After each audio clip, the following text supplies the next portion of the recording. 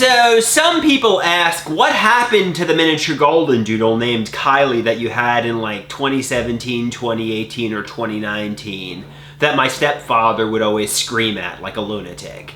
Well, you know, throughout my life, we've had pets, and my mother would get them thinking they'd bring happiness to the house, thinking they'd bring joy and pleasure. Meanwhile, they wind up bringing misery. So she would get like a pet cat. The cat would bring misery. She'd get rid of it. You know, we'd get a pet bunny. My mom, it would bring misery. My mom would get rid of the pet bunny. Same thing with Kylie. We got the pet, and my stepfather would scream all day, every day at this dog, "Kylie, stop jumping on the couch! Go potty!" She thought it was going to bring happiness, a little cute little toy dog. But my stepfather's, weird in the head, and he was screaming at this little toy dog all day, every day. And plus, we had two other dogs already, a Maltipoo and a Yorkie. So it just made the house a war zone. It just made the house toxic.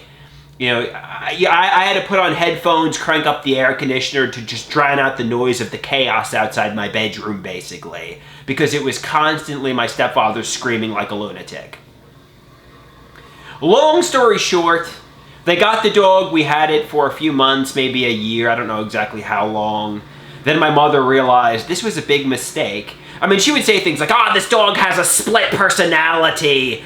This dog is is misbehaving. This dog is toxic. But the problem wasn't the dog. The problem was my miserable stepfather. But, obviously the dog was scapegoated for my mom's impulsive purchase and my miserable stepfather, and they wound up getting rid of the dog. They gave it to like this other family, and that's the story. The story is my mother got a pet and quickly got rid of it.